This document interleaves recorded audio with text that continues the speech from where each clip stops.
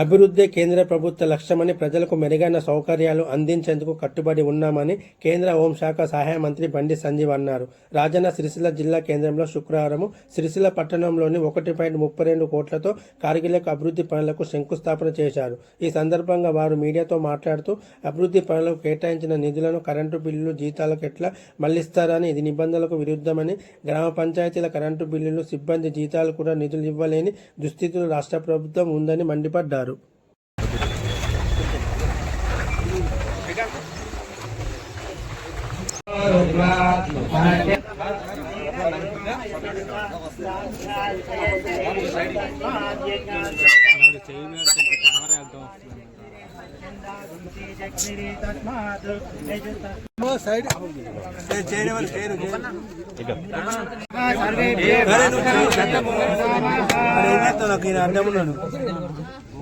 అన్న గోపాల కొంచెం ఓకేనా అన్న కొద్దిగా ఇంకా జరగమంటే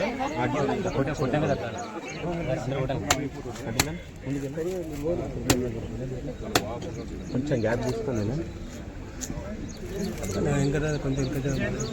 కొబ్బరికాయకు పంపిస్తాను నేను, ఫ్రీ అయిపోయింది అన్న. కొబ్బరికాయ కొట్టుకోదు చైర్మన్ గారు కొట్టిరా మీరు మార్కెట్ కాబట్టి మీరు ఇక్కడ ఫోన్ రమ్మ మీరు పండు.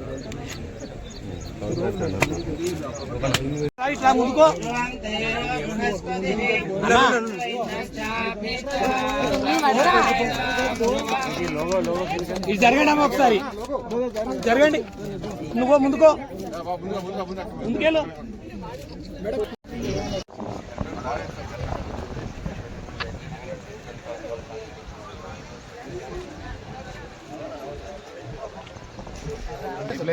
సక్సెస్ బాగా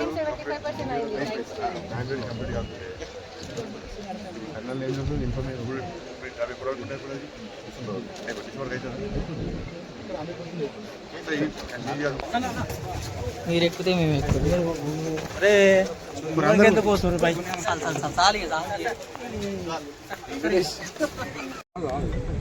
రోడ్డు వచ్చిందన్న కేంద్ర ప్రభుత్వం యొక్క అభివృద్ధి నిధులతోని సిరిసిల్ల మున్సిపల్ పరిధిలో కార్గిల్ లేక్ పనుల ప్రారంభోత్సవాన్ని ఈరోజు చేయడం జరిగింది. 1,32 లక్షలతో పూర్తిగా ఈ కార్గిల్ చెరువు కట్ట యొక్క పునరుద్ధరణ, సుందరీకరణ, దాంతోపాటు దీంట్లో పెద్ద డ్రైన్ వాటర్ వస్తూ ఉన్నది. దాన్ని కూడా డ్రైన్ వాటర్ రాకుండా, డ్రైనేజ్ వాటర్ రాకుండా దాన్ని కూడా బయట తరలించడానికి ప్రత్యేక డ్రైన్ కూడా, డ్రైనేజ్ కూడా కట్టే ప్రయత్నం చేస్తున్నాం. ఈ ప్రాంతాన్ని సుందరంగా తీర్చిదిద్దడం, దాని ద్వారా ఈ సిరిసిల్ల జిల్లా ప్రజలందరూ కూడా, సిరిసిల్ల మున్సిపాలిటీ కాకుండా సిరిసిల్ల జిల్లా ప్రజలందరూ కూడా కాలక్షేపం కోసము వీకెండ్స్ టైంలో వచ్చి వాళ్ళ కుటుంబ సమేతంగా వచ్చి వాళ్ళ బంధువులు ఎవరు వచ్చినా కూడా కాలక్షేపం కోసం ఈరోజు ఈ చెరువు కట్ట పునరుద్ధరణ కోసం అమృత్ నిధుల ద్వారా 1,30 లక్షలు ఖర్చు పెట్టి ఇప్పుడు ప్రారంభించడం జరిగింది. అలాంటి పనులు ప్రారంభమైనవి. ఇన్ టైంలో కూడా పూర్తి చేయాలి, క్వాలిటీగా పనులు చేయాలని చెప్పి సంబంధిత అధికారులు కూడా చూడడం జరిగింది. ఎందుకంటే కేంద్రం అమృత్ నిధులు ఇచ్చింది. ఇవాళ ఈ ప్రాంతంలో అమృత్ టైం ప్రకారం ఖర్చు చేసే ప్రయత్నం చేస్తలేదు. దీని ద్వారా నిధులు తిరిగి వాపసు అయ్యే ప్రమాదం ఏర్పడ్డది. అందుకే ఇప్పుడు కాంట్రాక్టర్ గారిని పిలిచి చెప్పడం జరిగింది, ఇన్ టైంలో కూడా పనులు పూర్తి చేయాలి. వీళ్ళు ఏం చేస్తున్నారంటే తెలంగాణ మొత్తం ఒక్కలే గుర్తుపడతారు, ఏదో రాజకీయ నాయకులు పట్టుకుంటారు. అధికారంలో ఏ పార్టీ ఉంటే పార్టీ వాళ్ళ బంధువులకు దగ్గరలకు ఇచ్చుకుంటారు. తెలంగాణ మొత్తం ఒక్కరే కాంట్రాక్టర్ పడతాడు. ఈడ ఇంత బుర్ర పోస్తాడు, ఒకడ కంకర పోస్తాడు, ఒకడ ఇసుక పోస్తారు, ఒకడ స్టీల్ వేస్తాడు, బిల్లు ఎత్తుకుంటారు. పనులు అయితే అంటే ఎక్కడ పనులు ఒక్కరికే మొత్తం ఇస్తే ఇదే పరిస్థితి. ఇంకొని రానియారు, వాళ్ళు టెండర్ ఇస్తామని బెదిరిస్తారు. కాబట్టి ఇటువంటి ఏం జరగకుండా ఇన్ టైం లోపల పనులు పూర్తి చేయాలని చెప్పి నేను కాంట్రాక్టర్ గారు కూడా కోరడం జరిగింది. మన తప్పుడు హామీ ఇచ్చారు, ఇన్ టైంలో క్వాలిటీ పనులు పూర్తి చేస్తామని. ఎందుకంటే అమృత్ 2 ఇది, అమృత్ 1 అయిపోయింది, అమృత్ 2. అమృత్ 1కి సంబంధించి దాదాపు 77,000 కోట్ల రూపాయలను అంచనా వేయడం జరిగింది. దానిలో 36,000 కోట్ల రూపాయలు కేటాయించడం జరిగింది అమృత్ 1లో. అయిపోయింది. అమృత్ 2కు సంబంధించి 3 లక్షల కోట్ల రూపాయలను అంచనా వేయడం జరిగింది. 77,000 కోట్ల రూపాయలు కేటాయించడం జరిగింది. ఇవాళ తెలంగాణ రాష్ట్రానికి సంబంధించి అమృత్ 1 ద్వారా 1,650 కోట్ల రూపాయలు వచ్చినాయి. అమృత్ 2కు సంబంధించి 3,000 కోట్ల రూపాయలు వచ్చినాయి. మన కరీంనగర్ పార్లమెంట్ సంబంధించి 480 కోట్ల రూపాయలు ఇలా కరీంనగర్ పార్లమెంట్కి వచ్చింది.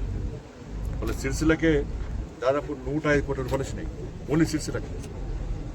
బట్ వీటి ద్వారా ఈ వాటర్ సప్లైకి సంబంధించి కానీ పబ్లిక్ వాటర్ సౌకర్యం కల్పించడం కానీ, ఈ మురుగుడు నీటిని బయట తరలించడం, సివరేజ్ ప్లాంట్లు పెట్టడం కానీ, వాటికి సంబంధించి కేంద్ర ప్రభుత్వం ఈ పథకాన్ని ప్రత్యేకంగా తీసుకొచ్చింది. గ్రామాల్లో జలజీవన్ మిషన్ ఇట్లా ఉన్నారు. మరి దానికి సంబంధించి ప్రభుత్వం ఇలా 1,000 కోట్ల రూపాయలు ఇవాళ అమృత్ పథకం ద్వారా ఇవాళ ఇది మనం ప్రయత్నం చేస్తున్నాం. దానిలో భాగంగానే వాళ్ళ సిరిసిలకు 105 కోట్ల రూపాయలు కేటాయించడం జరిగింది ఇలా.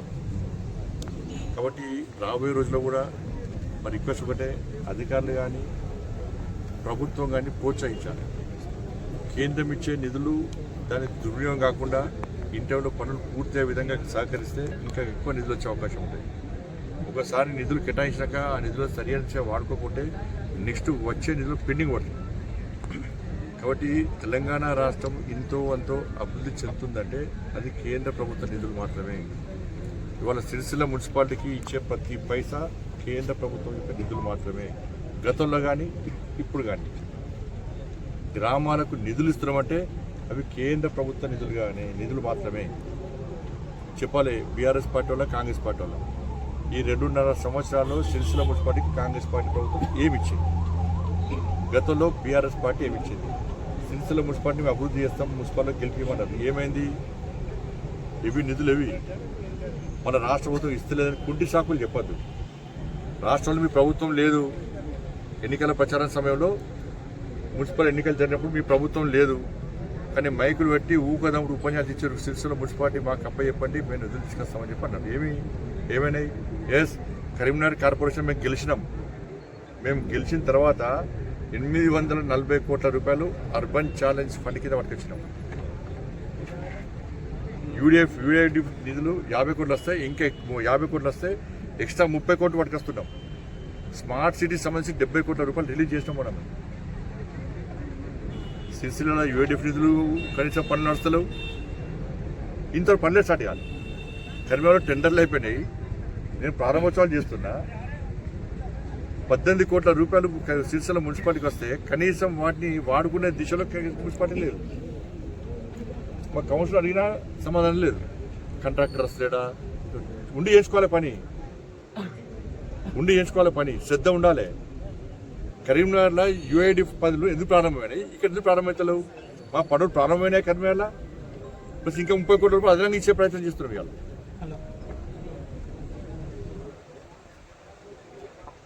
ఇవాళ నిధులు వచ్చినాయి కేంద్ర ప్రభుత్వాన్ని, అంతకు నిధులు వచ్చినాయి కేంద్ర ప్రభుత్వాన్ని. ఇంకా ఘోరమైన విషయం అంటే, ఇంపార్టెంట్ విషయం ఏంటంటే, కేంద్ర ప్రభుత్వం ప్రత్యేకంగా ఇవాళ అమృత్ పైసలు వచ్చినాయి. ఇవాళ లేక్లకు చెరువుల పునరుద్ధరణ కానీ, డ్రైనేజ్ సివరేజ్ ప్లాంట్ ఏర్పాటు చేయడం కానీ, డ్రింకింగ్ వాటర్ సంబంధించి ఇలా అమృత్ అనే పథకానికి నిధులు కేటాయించినాం. ఇట్లాగనే 15th ఫైనాన్స్ ఎంత మూర్ఖతం! గత ప్రభుత్వం కానీ ఈ ప్రభుత్వం కానీ సర్పంచ్లను కానీ చైర్మన్లను కానీ ఎట్లా వేధిస్తున్నారంటే, 15th ఫైనాన్స్ నిధులు గ్రామాల అభివృద్ధి కోసం, అభివృద్ధి పనుల కోసం మాత్రమే 15th ఫైనాన్స్ నిధులు కేంద్ర ప్రభుత్వం కేటాయించింది. ఇవాళ రాష్ట్ర ప్రభుత్వం ఏమి బెదిరిస్తున్నది? లేదు సర్పంచ్లు కానీ వీళ్ళందరూ కానీ కరెంటు బిల్లు కట్టాలి, వాళ్ళ శాలరీస్ ఇవ్వాలి, పాత పెండింగ్ బకాయిలు చెల్లించాలి, లేబర్ శానిటేషన్ లేబర్ జీతాలు ఇవ్వాలి.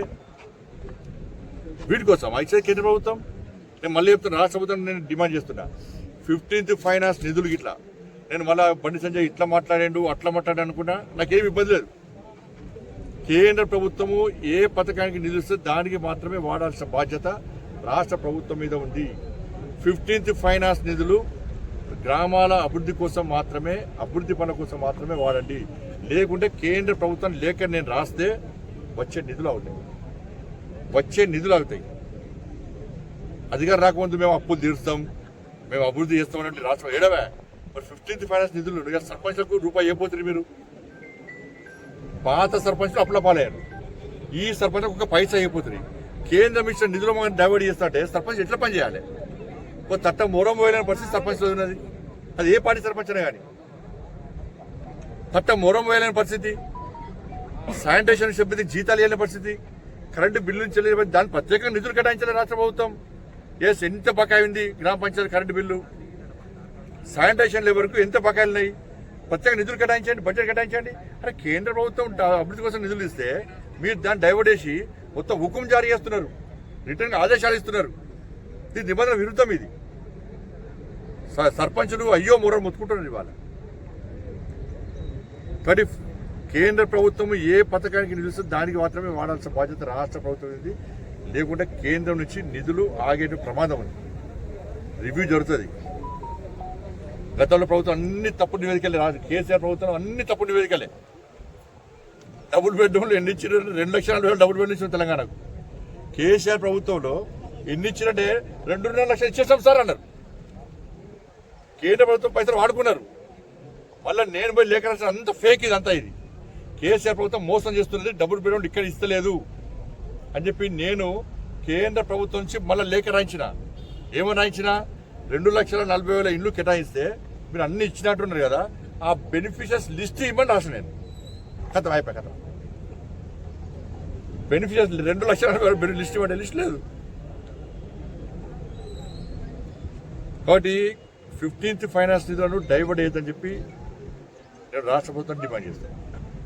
అన్న ఇప్పుడు 15th ఫైనాన్స్ డబ్బులు అధికారులకు డబ్బులు అధికారుల అకౌంట్లో వేసుకున్నారు. అదే మారుతున్నాను. అజమాయిషి హుకుం జారీ చేస్తున్నారు. అది కరెక్ట్ కాదని అంటున్నారు. గతంలో కేసీఆర్ ప్రభుత్వం ఏం చేసింది? మొత్తం చెక్కులు ఆపుకున్నది. ఈ ప్రభుత్వం ఏమో అధికారం చెలాయించుకుని అధికారం పెత్తనం ఇచ్చి సర్పంచ్ మొత్తం సర్పంచ్ వ్యవస్థను నిర్వీర్యం చేస్తుంది.